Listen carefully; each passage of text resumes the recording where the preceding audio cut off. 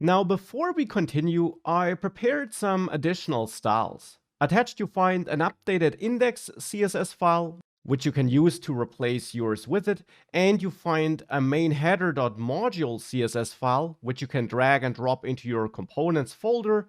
And in the main header.js file, you then need to import classes from main header module CSS and add this class name, classes.header, to your header HTML element. And if you do that, we got this basic styling here. Other than that, I haven't changed anything. Now, why did I add those styles here though? Because I want to draw your attention to a problem or a requirement which we have in a lot of applications. We often want to highlight the active link in the navigation. Currently, I'm on the welcome page, but we can't tell that we are by looking at the navigation. Now, I did add the hover styles here so that the active item is highlighted, but again, we don't see that when we're on the page, neither for welcome nor for products. Now, to highlight the active link, React Router has an extra feature which helps us. Instead of using the regular link, which we used here, we can use the nav link component.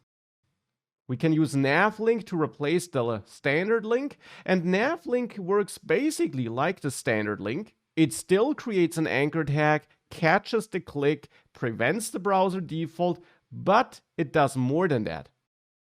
Navlink also will set a CSS class on the active anchor item. We just need to tell Navlink which class to add. And we do this by adding the active class name prop. And here we can then define a CSS class name that should be added on this link element, so on this anchor tag, if that link is active. And here we could, for example, say that classes.active should be added as a CSS class. So one of the CSS classes defined in this main header module CSS file. And I'll set this on both nav links, that if they are active, if we are on the page this link leads to, then this special CSS class should be added. For this, we just need to go to this CSS file, and then here, on this last rule, we want to add a selector where we select anchor tags that have the active class. So a.active. Active because that is the class I'm adding here in my JSX code. And with that, if we save this, we notice that now the active navigation item will be marked as such if we visit the page to which it belongs. And that's a nice additional feature which you want to have in a lot of applications you're building, and it is easy to implement with help of navlink and the active class name prop. Now that we know how we can navigate, let's come back to the actual main pages which we have. I want to come back to the products page specifically. It would be pretty realistic that on this products page component, we don't just have some title, but maybe also a list of products, a list of product items.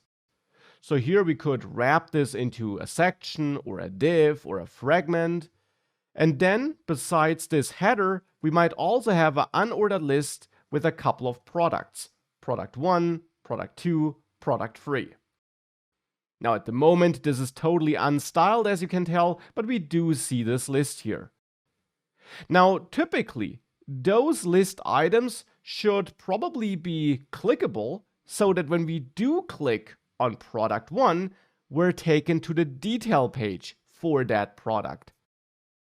And for this, we now need to define a new page. We need to define such a detail page. So in the pages folder, I'll add a new component and I'll name it product detail, because this is the component that should be loaded to display more details about the selected product. And in here, I'll therefore create the product detail component and export this component function like this. And then here return, let's say, a section with a h1 tag where I say product detail. something like this. This component should now be loaded if we click on one of these product items. Now, of course, therefore, we'll have to turn these items into links, but we'll also have to register this component as a new route. So in app.js, we want to add a third route. So I'll add another route here. And now the path will be the tricky thing. We could, of course, use product-detail or something like this as a path, and then import this product detail component from pages product detail, and then simply output product detail here. We could do that. Now, if we enter product-detail in the URL, we load this product detail page. So that's working. But this approach has a flaw. Of course, we have different products in our application, product 1, product 2, and product 3, and depending on which product we clicked on, we always want to load the product detail page, but with different data. Let's make this less abstract. Let's say our first product is a book. The second product is a carpet, because why not? And the third product is an online course. Now, when I click on the first product, I want to load this product detail item, and then maybe instead of product detail, I want to say a book, and below that show a paragraph with more information about books, something like this. If I click on the second item, I want to show a carpet here and show more information about a carpet. And that extra information could be fetched from a backend API, from a database, or maybe from some application-wide state, which we manage with React Context or Redux. We're not doing anything of that here, but that is how we could manage this global data. But because we need different pieces of information based on the product we clicked on, we definitely want to use one and the same component, but we need a way of telling React Router for which specific product this component should be loaded, so that inside of this component, we can then kind of retrieve that extra data, that extra product data in this case. And for this, we can define dynamic routes. Instead of just defining /product detail like this, we could define the path as /product detail / and then we use a special syntax, colon, and then any identifier of your choice. For example, product ID, but that's up to you. The colon is not. This is a dynamic path segment. It tells React Router that the overall path for which this page should be loaded will be something like this. Ourdomain.com /product detail, because that's hard-coded here, / anything. So this can be any value. It's a placeholder. This could be P1 for the product ID, or P2, or a-book, whatever your product ID might be. This is a dynamic segment, and it takes any value. So this component, the product detail component, will be loaded for /product-detail /anything. And then inside of this component, we'll get access to the concrete value for this dynamic segment. But first of all, let me show you how this works. If I save this, I can now visit /product-detail /p1, and I see product detail.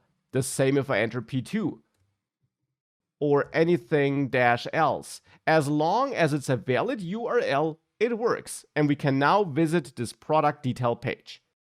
And that's how we can register dynamic routes and dynamic paths. But of course, we now also need a way of getting access to the concrete values stored in this dynamic segment so that we can use it inside of this loaded component to then fetch the full data for this product or for whatever values you're working with. And that's what we're going to do next. To really utilize this dynamic path feature, we need access to the concrete value entered in the URL inside of the loaded component. So here in the product detail component, I want to find out what the product ID is for which this component was loaded, so that then in this component, I could make a request to some backend, to some API, to fetch the full data for that product. And getting that concrete value is again, thankfully straightforward. Again, we can import from React Router DOM, and from there, we import a special hook, a custom hook, not created by us, but by the React Router team. We can use the use params hook. And if we call use params, this hook will return a params object, which we can store in a constant. And this object will have key value pairs where the keys are the dynamic segments leading to that page. In this case, we have one dynamic segment, but we could have multiple segments if we need it. Here we don't need multiple segments though, so one segment is fine. And we'll then have this identifier, which we specified here after the colon, as a key in this params object which we get here. So here we could console log params.product ID, because I used product ID as a key here. And we can of course not just console log it, but we could also output it here. We could add a paragraph here, and then the value which I want to output here is params.product ID. If we save this, now I see anything dash else here, because I am on product dash details slash anything else. If I enter P1 here, I see P1. If I enter P2 here, I see P2. Now for the moment, we're not doing anything fancy with it. We're not using it to send a HTTP request or anything like that, but we will do that a little bit later once we build a more realistic project with React Router, right after we finished these basics here. Dynamic routes and route parameters are another crucial feature of React Router, which you will use in almost any application you're building. But there is another problem which you could face with this current route setup, at least if you maybe already played around with those paths a little bit. At the moment everything works and we load totally different pages and therefore show totally different content here based on the different URLs. But of course, one problem we have is that we're not linking to the product detail page. We have to enter that manually. But another problem is maybe in general how we structured our URLs. It is quite common on websites that if you have a list-like page, you have something like /tutorials as a path, but that if you then click on a list item, like a specific article here, you simply have /tutorials, so the path I had before, and then another path added thereafter. This is not a must do, but it's a common pattern which is intuitive for users and which is hopefully also intuitive for you as a developer. So here, instead of /product-details/SumID, we might want to use /products/SumID. So that for just /products, we load the list of products, and for /products/SumID, we load the details for that product. Now on the products component, I also want to turn my products into links with help of the link component. Link instead of nav link, because here I don't want some active link styling. I just want standard links. And then we can wrap this text here with that link component and add the to prop. And now, for example, navigate to /products/P1 for the first item, and then replicate that for the other items, wrap all that text inside of links, and just change the IDs here. And of course, we could also loop through some data here and generate this list and the prop values for the to prop dynamically. That's also something we're going to do a little bit later. For the moment, I have these hard-coded links, and with that, if I'm now on /products, I got these clickable items. But watch what happens if I click on a book. We load the product detail data, but we load it below this list. And why is that happening? I mean, it is working, but we're not leaving the products page. That's happening because this is how React Router works. We define our routes here, but by default, these routes are not parsed such that only one of them is loaded at the same time, but instead all routes that match the current path will be loaded. Now you might say, okay, but still only this route, the last route, should be matching the current path because the current path is /products/SUMID. And that's clearly not this path of the second route. And that is correct. But matching in React Router's world means your path starts with the path defined here.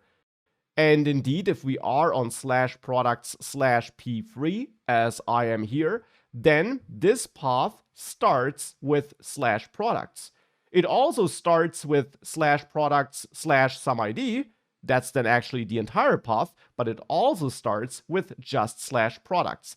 And that's why both routes are active now. This is simply how React Router works. Now, sometimes that is what you want. You might want to show more details below that list here, and then this is how you could make it work. But sometimes you only want to have one active route at the same time. And to make this work, you can utilize another component offered by React Router DOM, the switch component. The switch component can be wrapped around your route components. So you add the opening and closing tags around all these routes.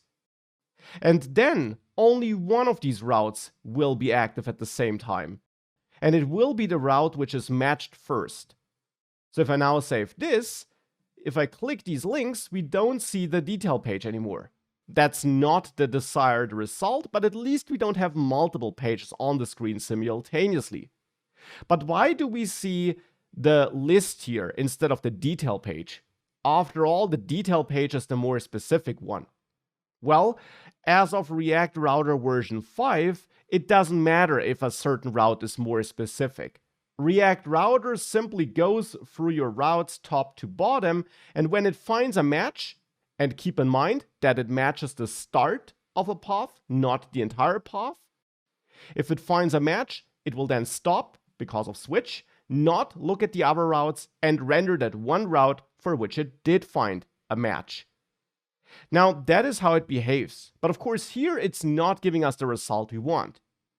One solution is to change the order. We can move the products route after the product detail route, and therefore this will be the first match, and this route will be ignored. If I do that, we would see the route detail page. Now this would be working. An alternative would be that we leave the original order, but we add another prop here on this route, the exact prop. This tells React Router that this should only lead to a match if we have an exact match. So then it switches from matching the beginning of the path with this path to matching the full path.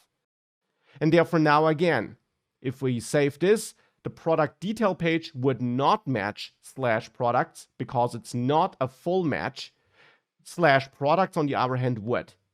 And that would then be ways of making it work in the way we want. Again, I'm showing this in great detail because these other behaviors are not wrong or a problem. Sometimes you want to build applications where multiple routes can be active at the same time. But sometimes you don't want to do that. And then this here is a solution you can use. Before we now dive into a little demo project to see all of that in action in a little bit of a more realistic project, there are two last features which I want to cover here in this basic introduction we're going through at the moment. And the first feature is the support for nested routes React Router DOM offers. Now, what do I mean with nested routes? Depending on what you're building, you could have the requirement that you don't just have a couple of different main pages, but that instead also inside of a page you want to have a route. For example, let's say on the welcome page. Here we can also wrap this with a fragment or a section or a div. And then let's say below the welcome page, I want to have a separate conditional piece of content that should greet a new user. Because maybe I want to be able to visit this welcome page with /welcome, but also with /welcome/new user. Because maybe we had a link in a newsletter which users could click, and if they clicked it, they should be taken to this special welcome page, and other users who come to our page from a different source should just visit /welcome. For this, we can add a nested route, simply by again using this route component from React Router DOM inside of another component. So inside of this welcome component, we can again define a route. And this is important. You're not limited to defining routes in one place only. You can define routes wherever you want. And if they are on a component which is currently active, they will be evaluated by React Router DOM. So if I add a route on the welcome page, if the welcome page is active, this route will be evaluated.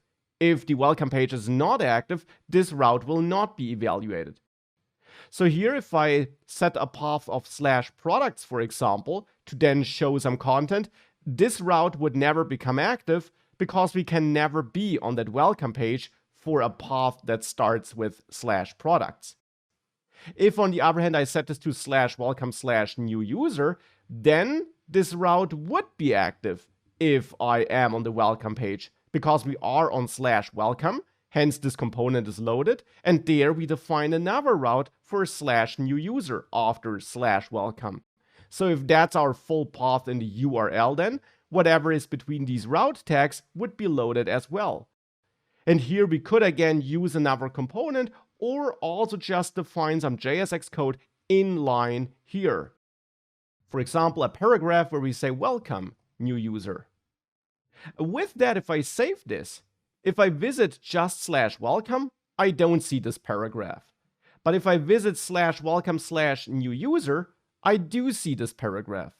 And that's this nested routes feature. We can define routes in other components, in other routes therefore, and then load more content if we have a more specific path match, like we have it here. This is a feature which you can also use to build more complex user interfaces, and whilst you will probably not need it in every application you build, it can be helpful in a couple of applications. We're also going to take a closer look at this feature and how we can use this feature in this demo project we're going to dive in soon.